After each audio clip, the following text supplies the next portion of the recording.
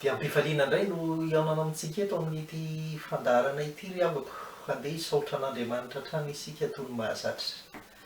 Andriamanitra feno fifaliana izahay eo am-piandrasana ny fahaterahan'i Jesosy Kristy zazakely izay mitondra famonjenao anay.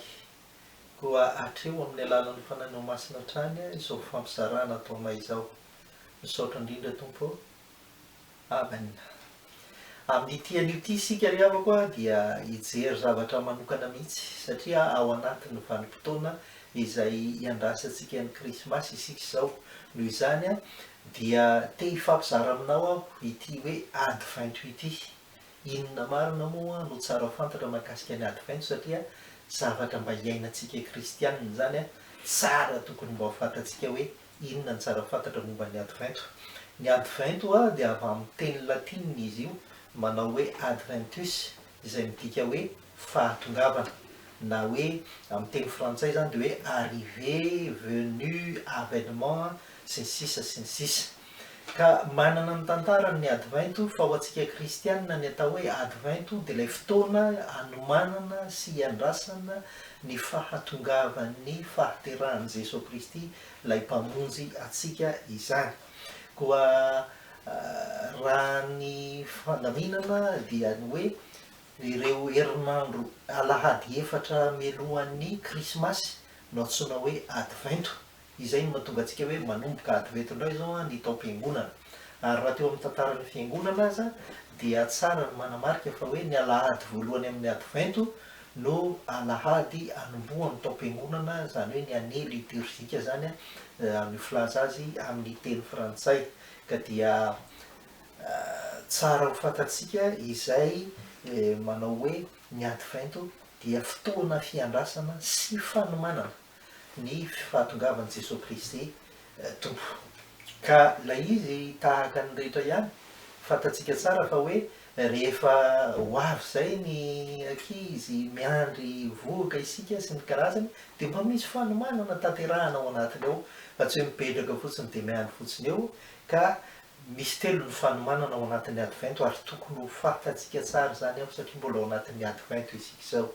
Eo aloha ny fiomanana ara-panahy, ny fanombohana ny fampiaingona ny fiangonana, ny fanadiovana ny fiangonana, ny famerenana ny fankalazana ny azo krismasy reny dia efa tafiditra ary zavatra tokony atao anatin'ny advento reny, ary zany ny itahoanantsika hoe hoeto ny ankizy, hoeto ny sampana tsirairay avy any amin'ny isam-piangonana, ny kristianina rehetra dia tokony handray anjara amin'ireny azo krismasy reny satria tena fiainam-piangonana ao anatin'ny advento izany.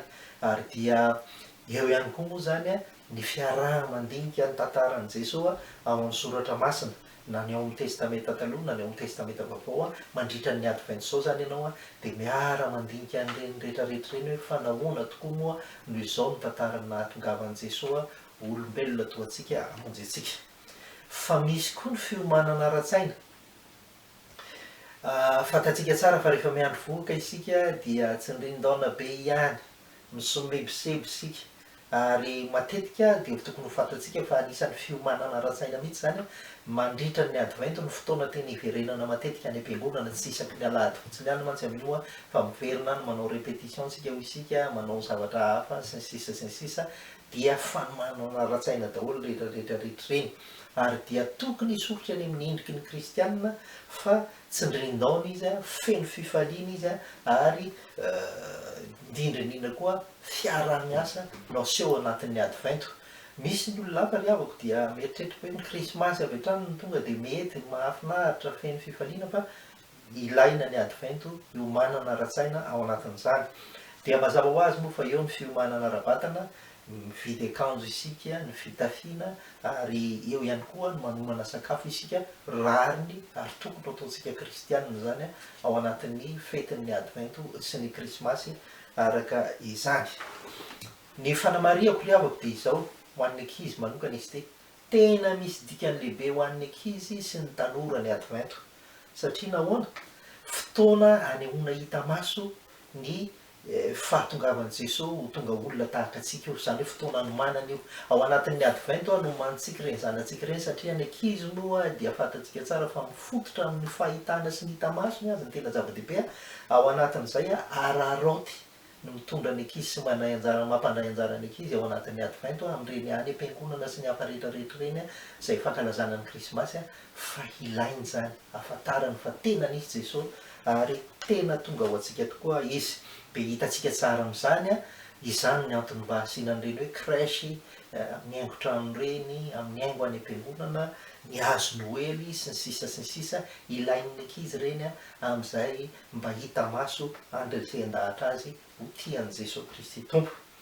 Fa eo anatin'izany ihany koa dia fotoana hitazanany zaza sy ny tanora handray anjara sahady amin'ny fanompona any am-piangonana ny advento, dia izay le hoe fankalazana ny hazo noely. Misy ny tsarany ankizy rehefa lehibebe dia menamenatra atao ny hazo noely sy ny sisa, fa tezao izy mba hankalaza an'izany fa iny ankizy iny ihany izay zatra mankalaza ny hazo noely no handeha handray anjara amin'ny asa ao am-piangonana rehefa aty aoriana. Dia aoka fantatsika ihany koa ry havako fa fotoana hitarihana ny ankizy sy ny tanora mba hanana anjara fandaminana sy mba hizatra fandaminana ihany koa ny hazo noely. Io mantsy zany le hoe tsy ny alahady fotsiny ihany izy makany am-piangonana fa mety miverina any izy sabotsy, ny alahady hariva sy ny sisa midiky reny fa hoe tezaina sady izy ka aseho aminy fa misy fandaminana any am-piangonana. Ny advento ny tena fotoana tsara hanehoana an'izany rehetrarehetra izany. Ireo ny fanamarihana tokony ataoko ho amin'ny ankizy sy ny tanora, ny zaza izany. Ny advento dia fotoana tena hanomanan'izy ireo izany rehetrarehetra izany ka aza atao ambanin-javatra io. Fa misy matetika isika manao hoe ny advento dia tsy ataontsika fa dia rehefa amin'ny krismasy tsika dia hoentina mivavaka ny ankizy dia izay, fa manana anjara eo amin'ny fiainam-ponony sy ny fiainam-panahy izany rehetrarehetra izany. Ireto misy teboka vitsivitsy amaranako azy momba ny advento. Ny advento dia fotoana fahalalana soratra masina na ao antsika lehibe koa azy, satria isika mety tsy nandalo sekoly alahady, mety tsy nandalo ina farafaratsiny mba haitsika ao anatin'ny advento izany tantara nahaterahan'i Jesosy zany sy ny tantara ny famonjenantsika araka izany.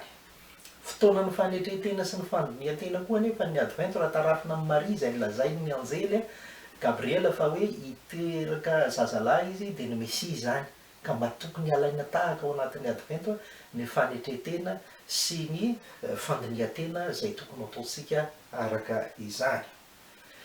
Dia tandremo fa sao dia diso fiomanana isika ry havako, ka ny resaka ara-nofo fotsiny no ataontsika manjaka ao anatin'ny fiomanana, fa ny resaka ara-panahy dia adinontsika. Tandremo fa tsy izay no zava-dehibe ao anatin'ny advento. Azontsika atao zany hoe resaka sakafo sy ny fitafiana zany, fa ny tena zava-dehibe dia ny fanomanam-panahy izay tanterahintsika araka ny efa nambara teo.